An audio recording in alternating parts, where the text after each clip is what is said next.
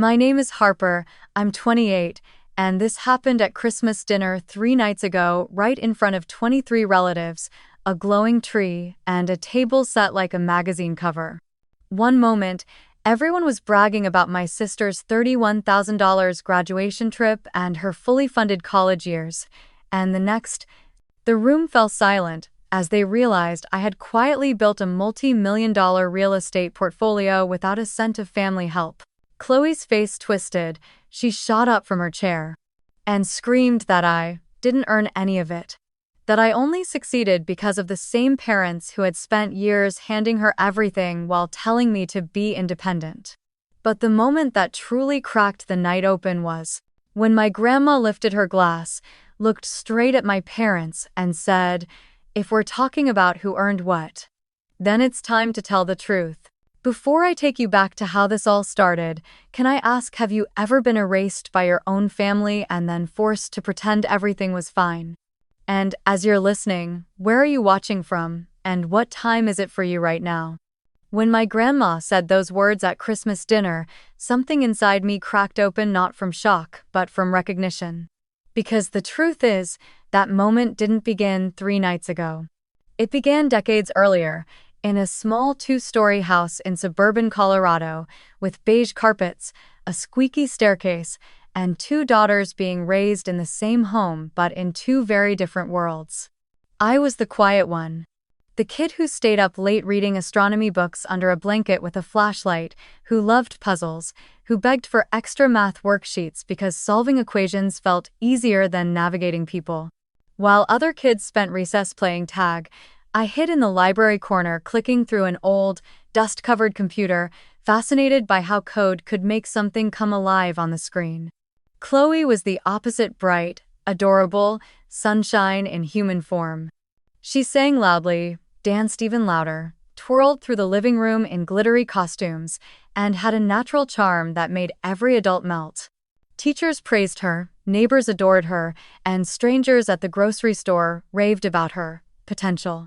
I didn't resent any of that, not then. I just learned early that she took up so much space that there wasn't much left for me. Our bedrooms were side by side growing up, but stepping into them felt like stepping into different universes. Chloe's room looked like a mini version of an elite sports academy or an arts conservatory, depending on which phase she was in that year.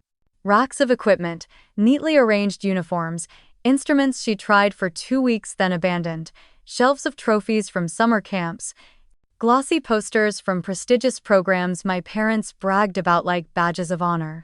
My room, meanwhile, had a thrift store desk, mismatched furniture, and a laptop so old its fan wheezed every time I opened more than one tab. I didn't complain. I learned to work with what I had. It became a habit, the quiet kind of self-sufficiency people mistake for not needing anything. There were small moments, tiny cuts that accumulated over the years until they formed a pattern. I remember one winter morning when Mom asked Chloe if she wanted new cleats for soccer season. She held up 2 options from the catalog, one $120, one $160, both brand new. Chloe didn't even look up before choosing the expensive pair. Later that week, when my shoes split open at the sole, I asked if I could get a new pair for school. Mom waved me off with, "Your feet don't grow that fast. They'll last." Grandma noticed the tear and quietly bought me a sturdier pair during a grocery trip, slipping the box into the trunk and telling me, "Don't make a fuss, just wear them." Then there was the laptop. Chloe got a fresh MacBook for freshman year of high school because she'd need it for her future creative career. I got a secondhand Dell with a flickering screen that forced me to tilt my head sideways sometimes just to read text. Mom said, "Harper's so good with computers, she doesn't need anything fancy to figure things out." I told myself they weren't being cruel, they just believed Chloe needed more. Believed I was fine without help. Believed independence was something you either naturally had or didn't. And they always said it the same way. The same lines. The same tone. Chloe has more potential. We have to invest where it counts. Harper's independent. She can handle herself. At 8 years old, I didn't understand those sentences. At 10, I started internalizing them. At 12, I found myself trying not to need things, trying not to ask for anything that sounded like a burden. And by 14, I had convinced myself I was supposed to survive with scraps because maybe I wasn't the kind of daughter worth investing in. Grandma was the only one who ever raised a question. She'd say things like, "Why does Chloe get another camp this year? Didn't Harper want to attend that technology workshop?" Or, "Has Harper gotten new shoes lately? Those look worn." But Mom always brushed her off with the same half-laugh. "Mom, don't start. We know what we're doing. Chloe's opportunities need funding. Harper likes to do her own thing." It wasn't hostility, it was certainty. A kind of quiet, confident favoritism that felt almost normal. Expected, practiced. And because it wasn't shouted, I didn't know how to respond. I only absorbed it. There was a memory from when I was 9 that comes back to me often, even now. Chloe had a school talent show, and my parents spent the whole week helping her choose an outfit, rehearse her song, and make props. I had a science fair project that same week, a solar system model I'd spent nights building with cardboard, paint, and fishing wire. The morning of the event, one of the planets fell off. I panicked, asked my dad if he could help me glue it back. He glanced up from tying Chloe's hair ribbon and said, "Sweetie, you're good at fixing things. Just figure it out." Chloe won 3rd place that night. I stood by my slightly crooked project alone. Grandma was the only one who stopped to admire it. She crouched next to me and whispered, "You built this whole universe all by yourself. That's something special." I didn't realize until much later how deeply those words mattered, or how deeply the lack of others had shaped me. By middle school, Chloe's schedule was filled with private lessons, exclusive programs, and weekend trips to camps with names that sounded like future Ivy League bullet points. My parents introduced her to everyone as our star.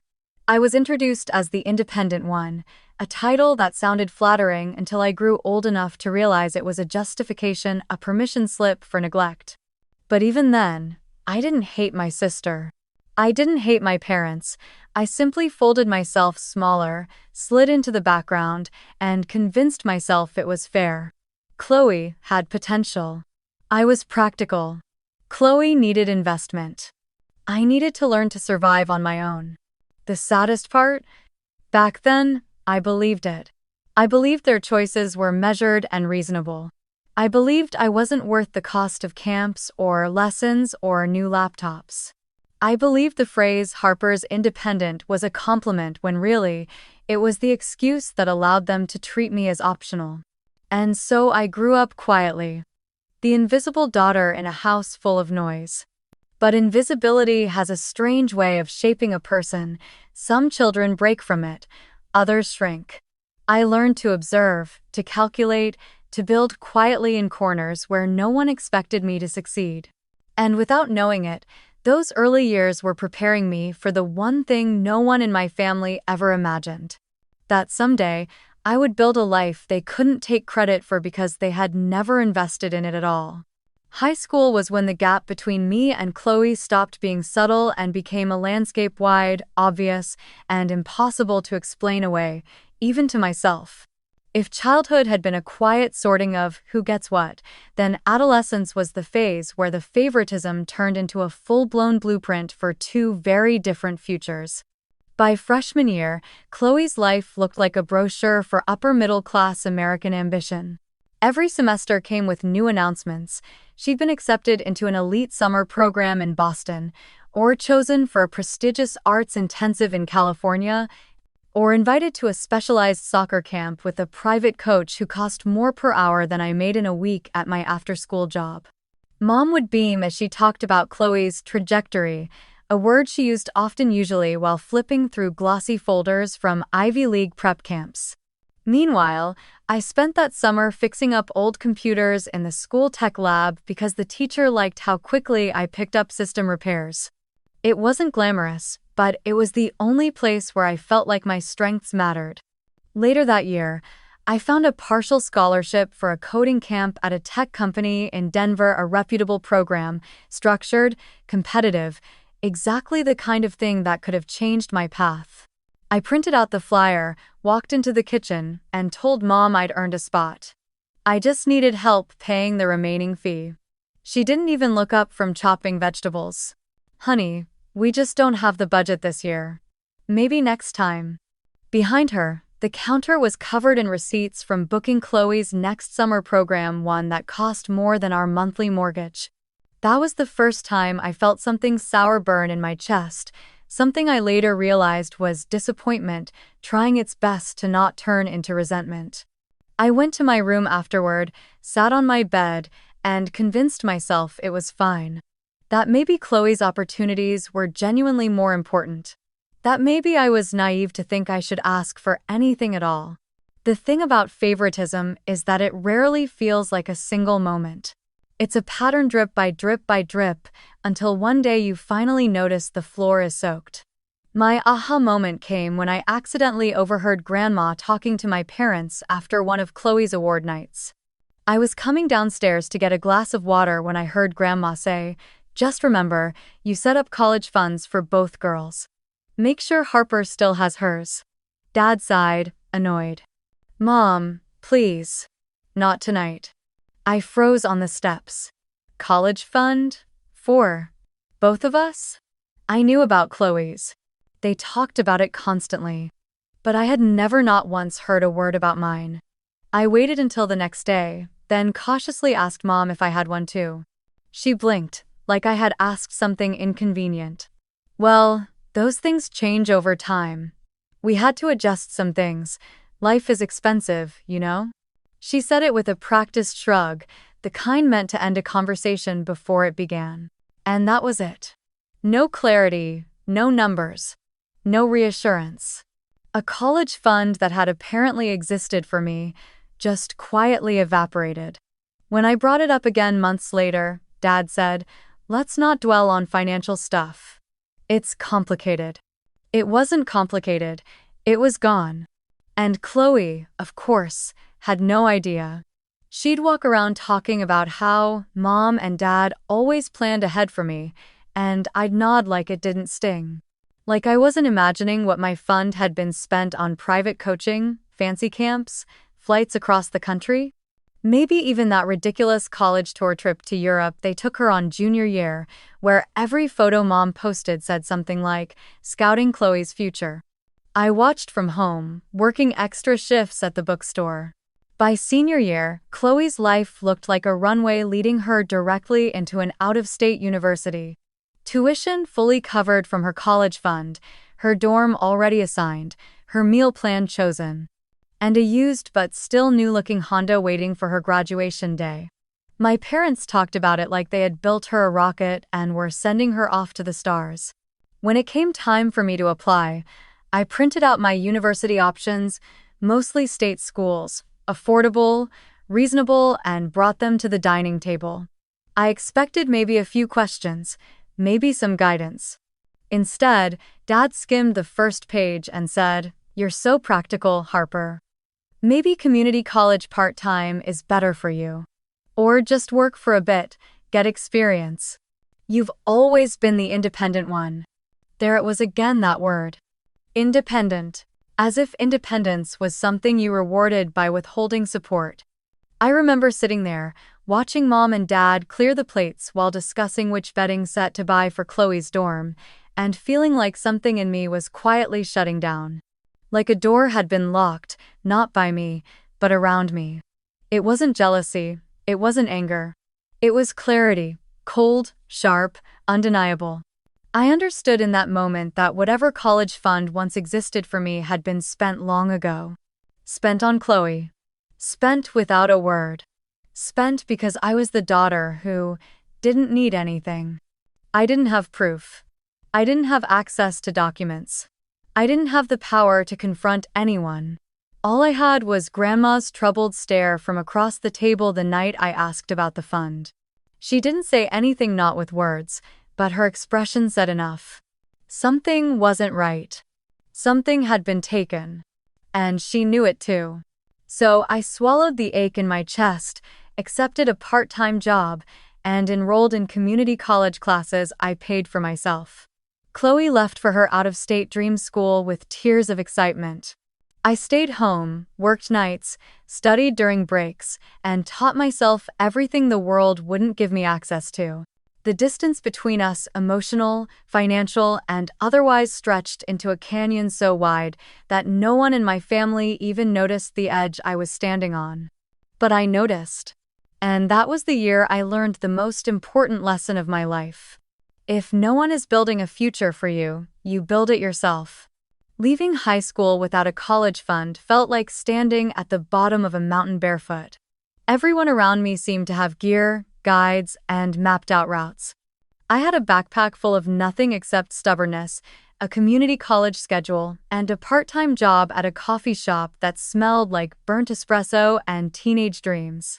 I watched friends take on massive student loans, but something in me refused.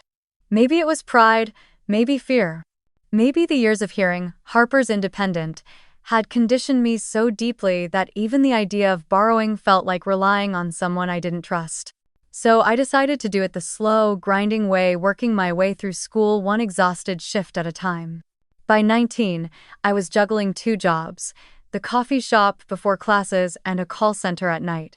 The call center was soul-crushing, the kind of place lit by flickering fluorescent bulbs where time felt elastic, stretching into long, hopeless hours. But those hours paid more than any campus job, and I learned to survive on caffeine, determination, and whatever quiet dreams I hadn't yet convinced myself to discard. It was during one of those long nights at the call center that I started teaching myself coding again. I'd sit there between calls, watching free online tutorials with one earbud in, typing small practice projects between angry customers demanding refunds. On weekends, I offered discounted website building services for local small businesses, mostly moms running handmade candle shops or real estate agents who needed a landing page that didn't look like it was built in 2003. And real estate agents. That was where everything shifted. I never intended to step into real estate. But as I worked with these agents managing their social media, writing captions, optimizing their Facebook ads, even doing their digital marketing, they started letting things slip. One day, an agent I worked for casually mentioned she'd made more from closing one duplex deal than from 6 months of doing showings. I remember blinking at my laptop as the numbers sank in. Agents weren't the ones with the real money. They were the storefront. The real money sat behind the scenes in the property itself, in ownership, in equity, in cash flow. It clicked for me like a light bulb being flipped on. The agents were just faces. The investors were the engines. And I realized that if I kept trading my hours for money, I would spend my whole life tired. But if I learned how money worked, how assets worked, how property worked, I could stop surviving and start building.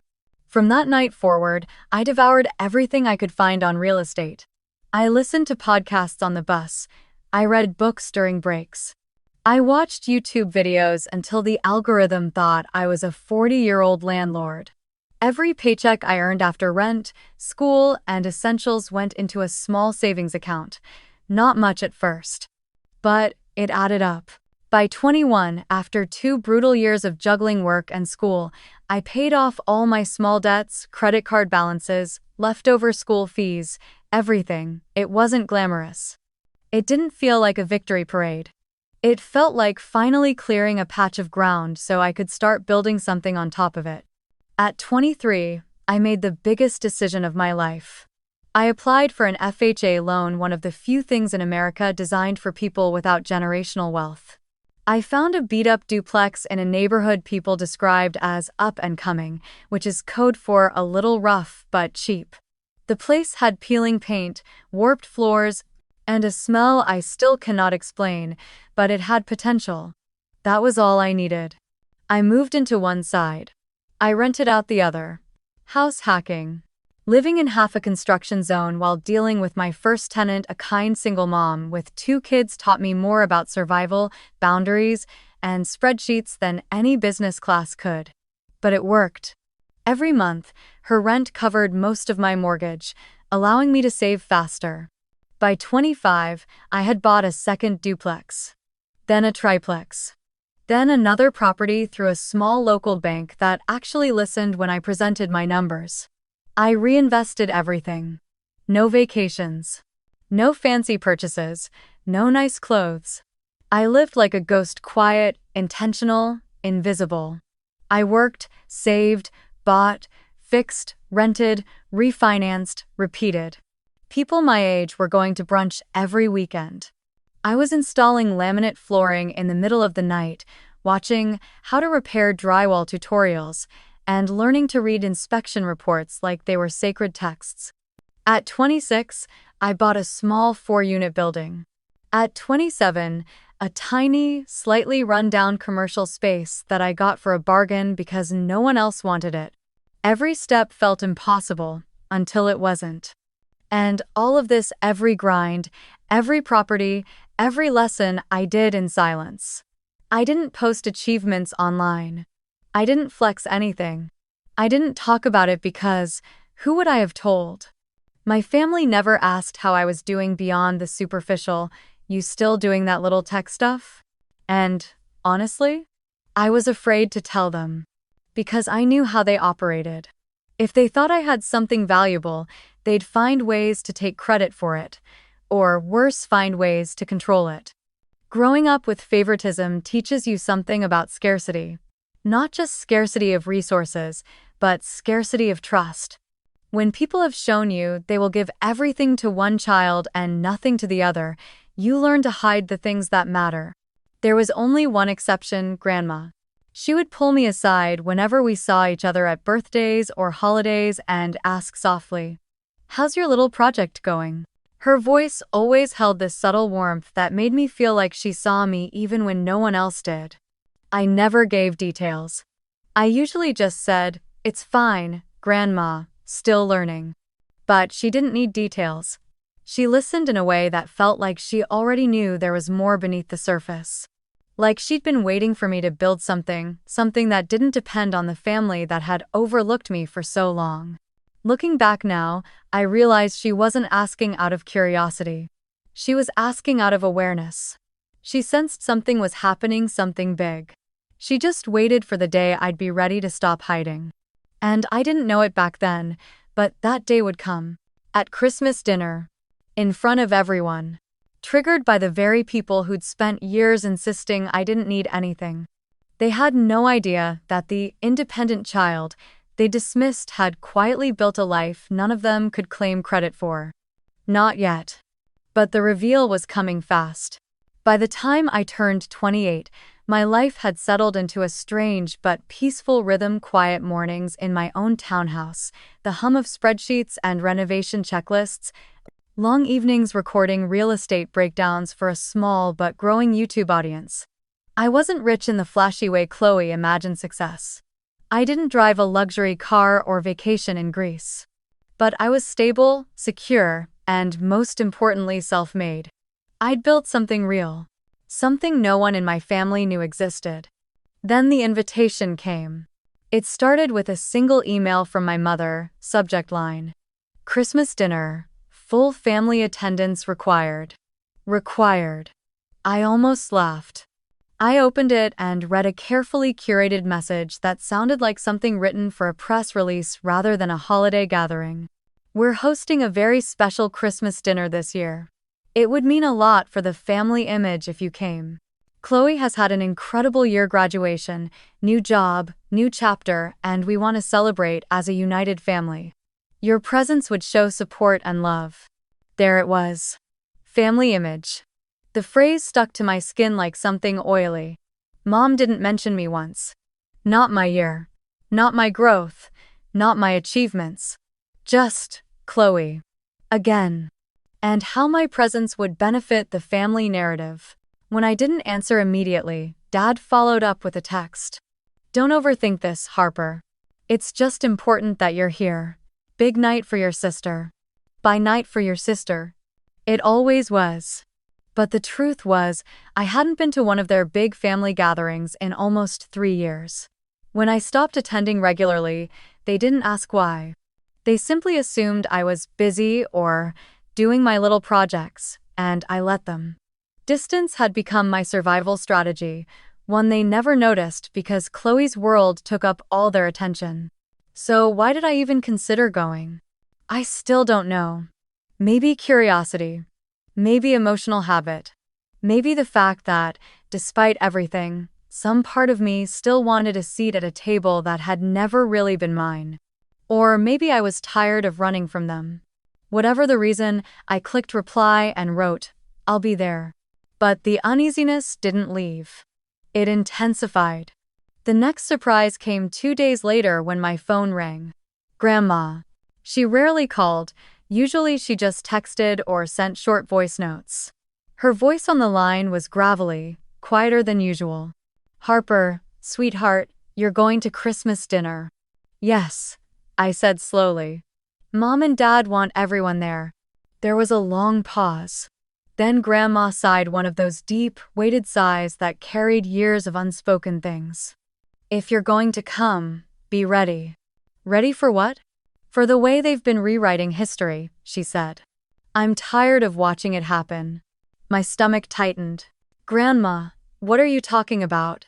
She didn't answer directly. "Just keep your eyes open.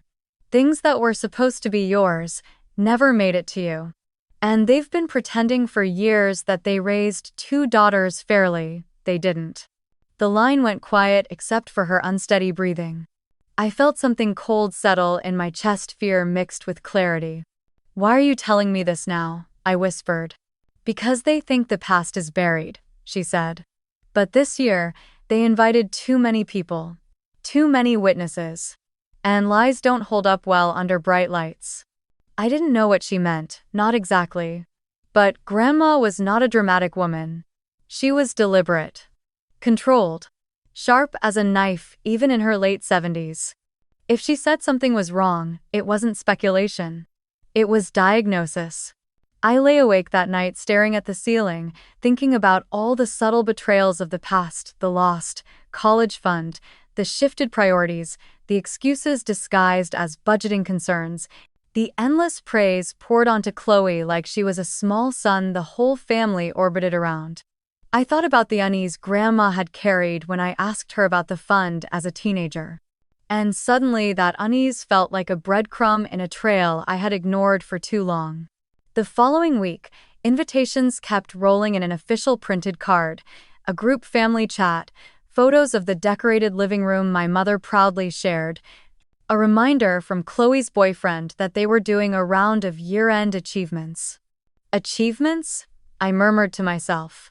What achievements of mine would they even mention? The answer was obvious. None. I could imagine the script already. Chloe's graduation trip. Chloe's new job. Chloe's big year. Chloe's bright future. My presence? A prop. A background character. Proof that the independent daughter still revolved around the family, even if only for a night. Still, I didn't back out. Maybe stubbornness kept me in place. Maybe the sting of my teenage years still lingered somewhere deep, waiting for a moment of confrontation I never thought would come. Or maybe it was Grandma's voice, the exhaustion in her words, that kept me from canceling. The day before Christmas Eve, I arrived early at Grandma's house to help her wrap gifts. She moved slower now, her joints aching, but her mind was razor sharp. She handed me a roll of tape. "You know why they want you there, don't you?" He hesitated. "To look united?" She gave me a tired smile. "To make Chloe look even better." The truth hit hard. I had spent so many years trying to make myself small that I didn't realize my absence made them uncomfortable. They didn't want me. They wanted the image of sisterly harmony that would spotlight Chloe's accomplishments even more. "Harper," Grandma said softly, "they think they know who you are. They think they shaped you. They think your whole life fits inside the version they invented." She reached for my hand. "But they don't know what you've built, and they don't know the truth I'm ready to tell." "What truth?" I asked. My voice came out thin. Her eyes softened with something like regret and resolve. "The truth your parents never expected would come out on Christmas night." I should have asked more. I should have demanded answers. But something in her tone told me that pushing would break whatever strength she had left, so I let it go. When I left her house that evening, the winter air felt sharper than usual. Like something was shifting, something unavoidable. For years, I thought the past was buried under hard work, long nights, and new properties. But Grandma's warning echoed in my mind as I drove home. They've been rewriting history for years. And suddenly, Christmas dinner didn't feel like a gathering. It felt like the beginning of an unraveling, one I was no longer afraid to walk into. Christmas night arrived with the kind of manufactured perfection my mother lived for: white tablecloths, gold-trimmed plates, a centerpiece made of pine branches, and glittering ornaments, candles burning as if the house itself needed a romantic glow. The smell of roasted ham and cinnamon rolls wrapped through the air, and the soft sound of instrumental Christmas music played in the background. It looked like a holiday commercial. But underneath the surface, under the lights, under the decorations, something felt off, like the room was bracing for an earthquake no one else could sense yet.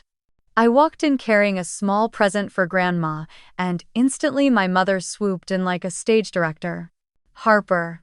Good, good. We need you to keep an eye on the oven. And when the second batch of rolls is done, bring them out to the table. No greeting, no. How are you? Not even a Merry Christmas. Just instructions, tasks." Meanwhile, Chloe made her entrance 5 minutes later, and the room erupted as if a celebrity had arrived. There she is. Graduate of the year. Our star. Her boyfriend kissed her cheek. My father wrapped her in a hug. My mother clapped her hands, beaming. I stood by the kitchen doorway holding a baking sheet. As everyone gathered around the living room, the conversation naturally swerved toward Chloe. Her $31,000 graduation trip. Her fully funded out-of-state college years. Her internship in New York. One of the most competitive programs in the country. My mother reminded every soul within hearing distance. Her job offer in Los Angeles. They talked about her life like it was a movie script written by destiny. Like she had been chosen for greatness and the rest of us were lucky just to witness it. Whenever my name came up, which was rare, it was in passing, a detail thrown in to check a box. "Oh, Harper's here too." 1. She's been busy with. What is it again? Tech stuff? She helps people with computers, I think. Such a practical girl. At one point, an aunt approached me near the kitchen and asked, "So, what are you doing these days? Still working on those little tech side projects?" Her tone made it sound like she was asking if I still colored with crayons. I opened my mouth to answer, calm and prepared, but before I could get more than a breath out, something happened that would change the entire night. It started with a tiny voice. My cousin's teenage son, maybe 14, was sitting at the coffee table scrolling on his phone when he suddenly gasped, "Hey, I know her." Everyone turned. He held up his phone, showing a YouTube video paused on a frame of me. Me, sitting in my home office, talking into a mic. The title, How I Built a Multi-Million Real Estate Portfolio. Before 30, my story. The room froze. "What's that?" my mom asked, frowning. The boy tapped play. My own voice filled the space. House hacking changed everything for me. From one duplex, I scaled to multiple small multi-family units. Today I manage a portfolio of 7 properties, with passive income covering all my living expenses. A wave of silence rolled through the room. The kind that sucks the oxygen out of the air. My dad blinked. My mother's smile slipped. Chloe stiffened. Her boyfriend's eyebrows shot up. Someone dropped a fork. Then the youngest cousin, maybe 7 years old, looked up at me with wide eyes and asked in the purest, most innocent voice imaginable, "Aunt Harper, are you rich?" The question hung there like a firecracker about to explode. I felt heat creep up my neck, but I didn't panic. I simply smiled gently. "Well, I wouldn't say." But before I could finish, Chloe jumped in loud, sharp, desperate. "Rich? Please." She scoffed, flipping her hair. She used everyone to get where she is. Chloe jabbed a finger toward me like she was pointing at a stain she wanted removed. "Harper's been using family money since forever. She only looks successful because mom and dad gave her everything. If anyone deserves to be ahead, it's me. I'm the one who worked hard in college. I'm the one who actually did things the right way, while she practically spat the word, played around online making videos. A cousin whispered, "Wow." Someone else shifted in their seat. But Chloe wasn't done. "If you want to know what jealousy looks like, Grandma," she said, voice shaking with anger. "It's right there." She pointed directly at me. "She's jealous that I'm the one who actually earned things in this family. I earned my internship. I earned my opportunities. I earned my degree. And her voice pitched higher. She just sat in front of a camera pretending to be some business genius while mom and dad paid for everything behind the scenes." My throat tightened, but this time it wasn't with fear. It was disbelief, anger, sadness. Because Chloe believed it. She really believed it. She wasn't playing a part, this was her reality. And maybe for the first time in my life, I realized there was no misunderstanding between us. No miscommunication. No different perspectives. She genuinely believed I was the lucky one. She genuinely believed she was the victim. She genuinely believed she deserved everything. I felt something inside me, something that had been quiet for 28 years, stand up. "I used family money?" I said, my voice low but steady. Chloe scoffed. "Don't play innocent." I pushed my chair back, slowly standing. My palms were cold, but my voice was warm, calm, too calm. "Let's talk about who used what." 1/6. A hush spread across the table. "You had a $31,000 graduation trip," I said. "Fully funded. I didn't even get a dinner." Mom stiffened. "Harper, you had 4 years of out-of-state tuition paid in full," I continued. "Dorm, meal plan, transportation, everything. I paid for community college credits while working 2 jobs." Dad opened his mouth to protest, but I kept going, unshaken. "You got a car at 18. I bought my own at 22 with cash." Chloe folded her arms. "So what? You're just bringing up old stuff to make me look bad." "No," I said, feeling something hot crawl up my spine. "I'm bringing up the truth." I let the words fall like weights. When I asked for one small coding camp partial scholarship, only a few $100s, Mom said, "We don't have the budget." The room shifted. A few people exchanged uncomfortable glances. My mother blanched, eyes darting to the table. "I said we had other priorities," she murmured. "Yeah," I replied quietly. "Your priorities were Chloe." That hit her harder than I expected. She flinched, not dramatically, not theatrically, but in a tiny, involuntary way that told me she heard the truth in my voice. I took a breath. "And now you're telling people I'm only successful because of this family?" Chloe barked a laugh. "Well, you certainly didn't get there alone." "Chloe, enough," Grandma said sharply. But Chloe had already tipped over the edge. She slammed her hand on the table, rattling the silverware. "No, I'm not done. I'm sick of everyone treating her like she's some poor, neglected hero. I'm the one who got pressure, expectations, standards, opportunities," I corrected softly. "You got opportunities." Chloe glared at me with a fury that made her look almost unfamiliar. "If anyone deserves success," she hissed, "it's me, not you, me. I did everything right, and you." She waved a hand dismissively. "You just happened to go viral or whatever." Before I could respond, my mother stood abruptly, her voice firm and reprimanding, directed at me, not Chloe. "This is not the time or place." My father raised a hand. "Don't make this night about you, Harper." I stared at them. Not because they sided with Chloe, that wasn't new, but because of how quickly they did it. How instinctively. How naturally. Like breathing. Mom looked at me with tight irritation. "Your sister deserves to celebrate her achievements without your jealousy ruining the night." Jealousy. There it was again. The word sat in the air like poison. And in that moment, standing in the home I grew up in, surrounded by people who had never really seen me, I understood something with painful clarity.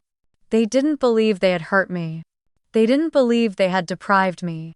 They didn't believe they had favored Chloe. To them, I was the problem. The ungrateful one. The complainer. The disruption. Not because of anything I did, but because I dared to exist outside the role they had written for me, the quiet, invisible daughter who never needed anything. It was a realization sharp enough to draw blood. The room went silent, heavy, stifling, suffocating. You could feel the tension pressing against the walls. Even the Christmas lights seemed to dim, flickering with unease. Then, slowly, deliberately, Grandma placed her napkin on the table. She didn't raise her voice. She didn't tremble. She simply looked at my parents with eyes cold enough to stop a storm. "Jealousy?" she repeated softly. Interesting choice of word. She shifted her gaze to Chloe. Considering which child's college fund paid for that $31,000 trip. The temperature in the room dropped. My mother's face went sheet white. My father's hands froze midair. Chloe's mouth fell open, but no sound came out. Grandma straightened her back, her voice a calm blade. "Enough, if we're going to talk about who earned what." She paused long enough for every heartbeat in the room to sync with hers. "Then it's time we tell the truth." Grandma didn't raise her voice. She didn't slam her hands down or make a scene. She simply placed her spoon beside her plate with a soft, deliberate clink, the kind of sound that slices cleanly through chaos without needing volume. The entire table turned toward her as if pulled by gravity. Even the children went still. She folded her hands gently, eyes sweeping across the room with the calm of someone who had waited a very, very long time for this exact moment. "I suppose," she began, "if we're going to talk about who earned what, then we should start at the beginning." "And are." My mother stiffened. My father's jaw tensed. Chloe sank halfway back into her chair, suddenly unsure of herself. Grandma continued. "Years ago, long before either of you were old enough to understand money, I opened 2 college funds. One for Harper, one for Chloe, equal amounts, equal opportunities." A hushed ripple moved through the room. Someone whispered, "2 funds?" Another murmured, "Equal?" Mom let out a thin laugh, the nervous kind that sounded almost wet at the edges. "Mom, this is not." But Grandma held up a hand, silencing her. "I placed those funds," she said calmly, "under your parents' stewardship. They were trustees. Their job was to protect and distribute the money fairly for both children." Every face in the room shifted. Some with surprise. Some with curiosity. Some especially those who'd lived long enough to understand the weight of responsibility with unmistakable discomfort. My father cleared his throat. "Mom, we talked about this." "You talked," she corrected. I listened. Her voice tightened. "And then I looked." That sentence hit like ice water. With slow, ceremonial precision, Grandma reached into her purse, the same floral purse she'd carried for 20 years, and set a neat stack of envelopes on the table. White. Thin. Heavy with authority. My stomach twisted. My mother inhaled sharply.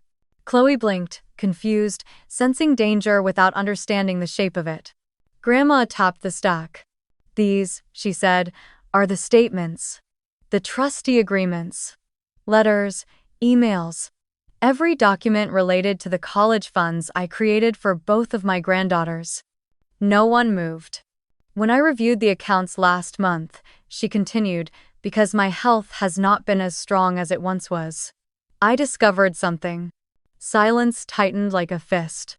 The fund created for Harper was emptied years ago. Her gaze sharpened. Not used for her tuition. Not used for her opportunities. Not used for anything remotely connected to her. Dad shifted uncomfortably. There were expenses." Grandma's voice cut through the air, crisp as glass. "Expenses for Chloe." My mother's lips parted, but no words came out. Grandma leaned forward slightly, eyes locked on both of them. "You used Harper's fund to pay for Chloe's elite camps. Her private coaching. Her college tours. Her graduation trip. Chloe's mouth fell open. That's not I didn't, Mom. Mom looked like she was fighting for oxygen. Honey, this is more complicated than. No, Grandma said. It's Keith Sample. She flipped over one of the papers. This is a withdrawal statement for Harper's Fund. $10,000. Note says, Summer Leadership Intensive, Chloe. Flip. $6,000. Chloe, Private Coaching Package. Flip. $21,735. Graduation Trip, Chloe. Flip. And this, Grandma said slowly, laying down the last document like a verdict, is a $25,000 transfer marked House Down Payment Assistance. The same year your parents bought this home. A stunned gasp rippled through the room. My lungs felt too small. My hands numb. I had suspected misuse. I had imagined favoritism. But I had never not once considered the possibility that money meant for me was not just redirected, but absorbed into the foundation of their life. Dad finally broke. We had to adjust. Chloe needed these opportunities were important. Grandma's stare turned cold. You didn't just favor one child, she said. You stole from the other. The sentence hung in the air like smoke from a struck match, slow, suffocating, unmistakable. I felt Chloe's eyes on me, but I couldn't bring myself to look at her. She wasn't the architect of this, she was the beneficiary. The golden child raised under the illusion of fairness, while I was raised under the illusion of independence. Mom reached for the papers, but Grandma slid them away. You don't get to rewrite this, she said. Not tonight. The room didn't breathe. No one coughed. Someone dropped a napkin and didn't dare bend to pick it up. Then Grandma reached for a final envelope, this one thicker, sealed in red wax. She placed it in front of her like it was the final piece of a puzzle she'd waited years to complete. I knew, she said quietly, for a long time, that something wasn't right. Harper's requests were always denied. Chloe always had more opportunities than could be explained. And every time I asked questions, your parents dismissed me. She looked at me softly, heartbreakingly. I am sorry I didn't push harder. I am sorry I didn't protect you sooner. My throat tightened painfully. Grandma. She reached out, covering my hand with hers. But I am making it right now. Then she turned to the room.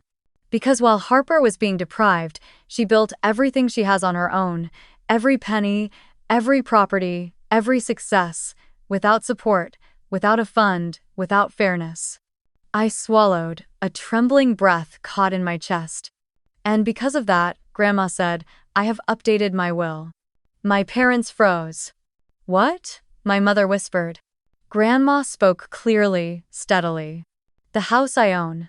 The savings I have. A portion of my investment portfolio, they now go directly to Harper, not through you. Mom shut up. Mom. You can't just.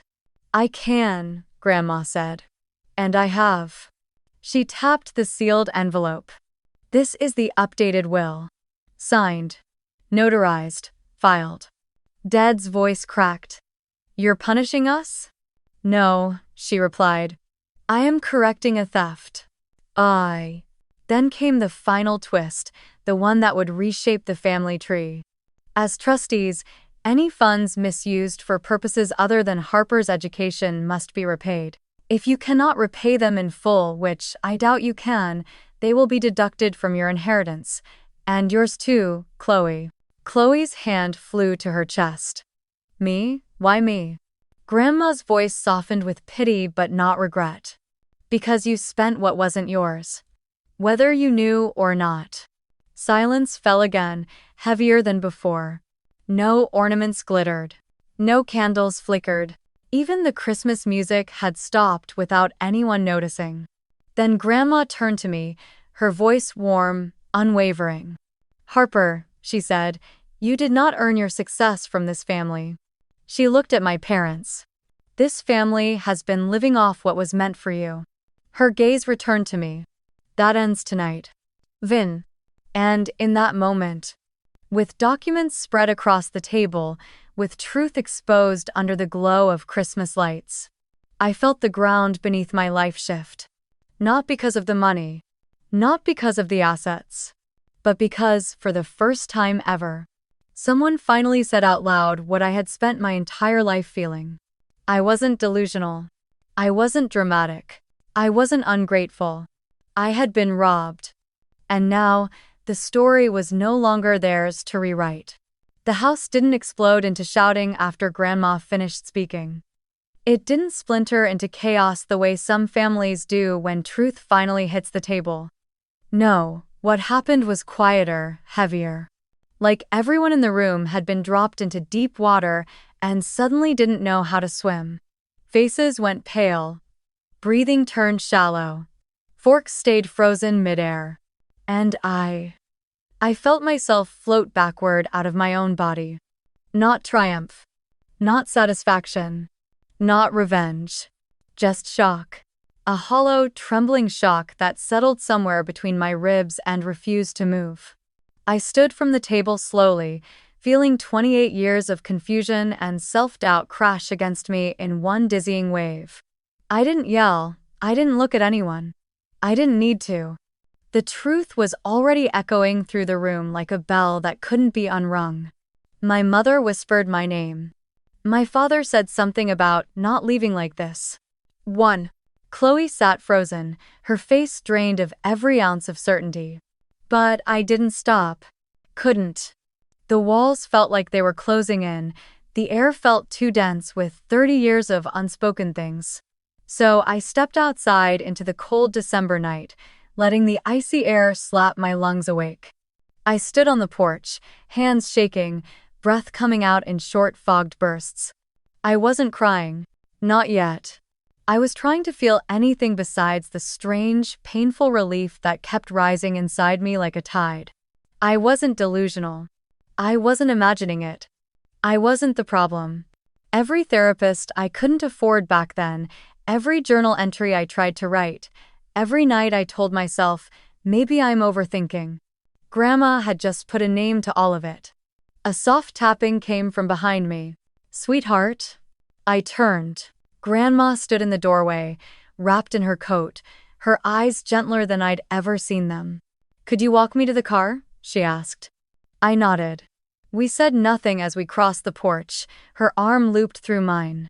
Once inside the car, the heater humming lightly, she let out a long exhale. I should have told you sooner, she whispered. My chest tightened. Grandma. No, let me say this. She reached for my hand, her fingers warm and steady. I suspected something years ago when your mother kept dodging questions about the accounts, when your father acted defensive. But I didn't have proof, not until recently. She looked down, ashamed. I asked my accountant to review everything after my last health scare. I needed to organize my affairs. That's when I found the withdrawals. All of them. She swallowed hard. And I didn't want to believe it. That my own daughter, your mother, would misuse money meant for both of you. That she would take from you to give to someone else. My lips trembled. I stared at our hands intertwined. It's not the money, I whispered. I know, she said softly. It's what it meant. That did it. My breath cracked. A sob slipped out so raw I couldn't stop it. Grandma pulled me close, resting my head against her shoulder like she used to when I was little. You're not crazy, she murmured. You're not selfish. You were wronged. Do. All the years of being dismissed, being told I didn't need much, being told Chloe had potential, being told I was independent. All the gaslighting. All the confusion. It broke loose. I cried not because I wanted the money back, not because I wanted revenge, but because someone older, someone who mattered, someone who had authority finally said, you were harmed. You were neglected. You weren't imagining the difference. When I finally pulled back, wiping my cheeks, Grandma held my gaze with heartbreaking steadiness. What do you want to do now? She asked. Sue them? Cut them off? Take everything they owe you? I stared at the windshield fogging up, the streetlights casting long shadows across the hood. I don't want to destroy them, I said quietly. I don't want to blow up the family. I don't want to fight through lawyers. Grandma nodded slowly, as if she had expected this. Then what do you want? For the first time in years, my answer was clear. I want boundaries, I said. I want them to stop writing a version of me that isn't real. I want to stop being the child who's always waiting for approval they'll never give. I want distance, and I want control over my own story. Grandma smiled a tired, proud smile. That, she said, is strength. We sat in silence for a moment, letting the weight of everything settle, letting the cold outside press against the warm car windows. It felt like the world had shifted, like I had stepped through a door I couldn't go back through even if I tried. When she finally spoke again, her voice was gentler than a whisper. You don't owe them the version of you they prefer. You don't owe anyone your silence or your pain. I nodded. Not because I fully believed it yet, but because I finally wanted to learn how. Before we went back inside, Grandma squeezed my hand. They'll come to you, she said. With excuses, with false apologies, with tears. You don't have to hate them, but you don't have to let them near your peace either. Oh. And in that parking lot, under the soft glow of Christmas lights reflecting in the car window, I made a quiet decision that felt like reclaiming an entire childhood. I would no longer be the daughter who begged for belonging. I would no longer let them rewrite my life. I would no longer shrink myself to make their favoritism easier to swallow. From now on, the relationship would exist on my terms. Boundaries. Distance. Truth. Not revenge. Not destruction, but clarity. And for the first time ever, I realized I wasn't walking away from a family. I was walking back toward myself. A year passed quietly, steadily, not with dramatic fireworks or sudden transformations, but with a slow, deliberate reshaping of my life. It was the kind of change you don't notice day by day. But one morning you wake up and realize nothing looks like it used to. Not your space, not your routines, not your relationships, not even the way you carry your own name inside your chest. My townhouse, yes, my townhouse had become a sanctuary.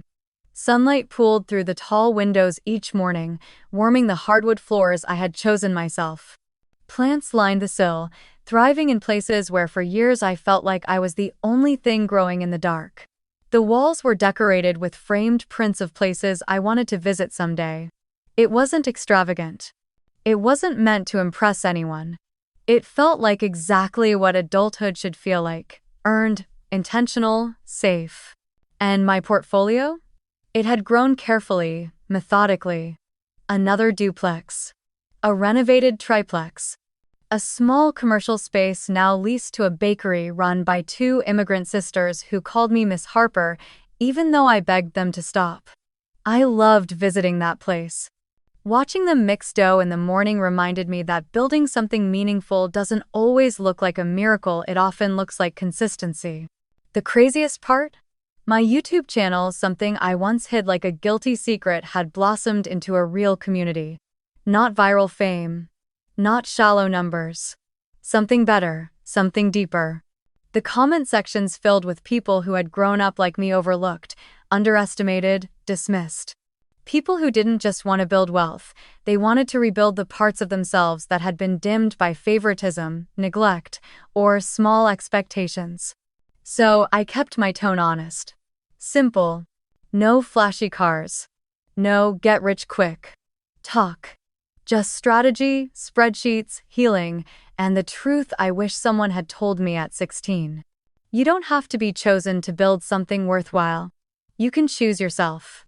Meanwhile, things on the other side of the family tree were different. And not in the ways anyone expected. My parents had spent the past year tangled in meetings with lawyers and accountants, forced to explain decades of misuse and a trustee violation they had convinced themselves didn't count, because it was still for family. But the law didn't see it that way. Trustees owe a legal duty to both beneficiaries, and they had broken that duty for years. The college fund abuse couldn't be undone, but reparations could be calculated. And they were. For the first time in their lives, my parents had to face accountability not as an abstract concept, but as a line item. They couldn't hide behind excuses, or behind Chloe's achievements, or behind the word independent pressed against me like a stamp of undeserving. Chloe, meanwhile, had her own wake-up call. The job she bragged about on Christmas night, her dream job, as Mom always called it, fell apart within 6 months. Not because she wasn't smart, but because she wasn't used to being one person among many. She wasn't used to expectations without constant praise. She wasn't used to not being the center. There were rumors she clashed with her supervisor, that she cried in meetings, that she quit, convinced the company didn't recognize her potential. But the more shocking part? When she asked our parents for help, financial help, emotional help, anything, they couldn't swoop in the way they always had. They were too busy dealing with legal consequences and repayment plans. And for the first time, Chloe had to stand on her own legs. She didn't fall, but she wobbled. Hard. Grandma? She split her time between her house and mine. Every few weeks, she stayed with me for a few nights. We'd cook dinner together, simple meals, pasta or soup or whatever I had time for. We'd watch reruns of her favorite crime shows, Grandma yelling at the screen like she personally knew every detective. Sometimes she'd fall asleep on the couch, a blanket tucked under her chin, and I'd catch myself thinking, this is what stability feels like.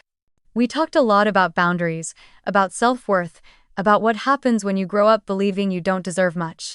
She'd remind me gently, you don't have to earn being treated well. And every time, the words sank deeper. Slowly, I built found family friends from work, other investors, people from my online community who understood the hunger of someone who'd never been fed validation at home. They weren't replacements. They were additions. They were proof that belonging doesn't have to come from blood. And my parents? I didn't block them. I didn't cut them off. But I built a gate, one they couldn't climb over anymore. I returned calls only if they weren't about money or drama. I never let them use my story as a badge of honor. When they suggested family investments, I politely refused. When they hinted at using my credit or my name or my LLC on something, I shut it down instantly. And when they tried to brag about my success at gatherings, I reminded them, please don't speak for me. That was the part that shocked them most. Not my success. My boundaries. Because for years, I had been the easy one. The quiet one. The one who didn't ask for much. Breaking that pattern wasn't loud, but to them, it was seismic. I still saw them sometimes on holidays, on birthdays, on days when Grandma insisted we all share one table, peacefully, please. But the dynamic had changed. Permanently. They were no longer the narrators of my childhood. They were just characters in it. And I was finally in control of the story. Every so often, Dad would try small talk, stiff and awkward. Mom would hover, unsure how to treat a daughter she could no longer patronize or belittle. Chloe avoided me for months, until eventually she offered a weak, clumsy apology, not for the jealousy, not for the screams, but for not realizing how things looked from your side. And that was fine. I didn't need more than that. Because healing wasn't about rewriting the past, it was about finally writing my future. 1 year after that Christmas dinner, the night everything cracked open, I stood in my living room, tea in hand, looking out at the city lights through the large window of my home. My life was quiet, soft, balanced, and I was finally free. Not because I won. Not because I inherited anything.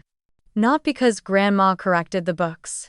But because I had stepped out of the role my family built for me, a role I never asked to play, and replaced it with one I created myself. For the first time in 28 years, I wasn't surviving inside someone else's story. I was writing my own. Looking back, the financial betrayal hurts, of course it does. Knowing I had a college fund that evaporated into someone else's camps, someone else's trips, someone else's down payment leaves a sting that sometimes returns in quiet moments. But the deeper wound wasn't the money. It was realizing they had edited me out of the family legacy long before I even understood the script. My achievements weren't celebrated. My needs weren't acknowledged. My potential wasn't invested in. And worst of all, my story wasn't believed. For years, I thought the solution was to work harder, get louder, prove myself worthy. But here's the twist I learned only after walking through fire. Being erased is painful. But being forced out of someone else's legacy is sometimes the only way you ever build your own.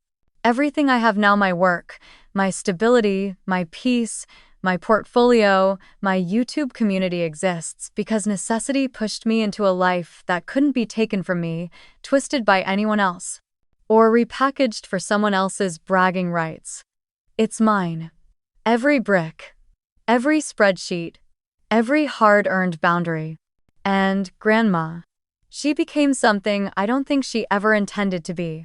Proof that one honest adult can change the entire trajectory of a child who learned to expect nothing.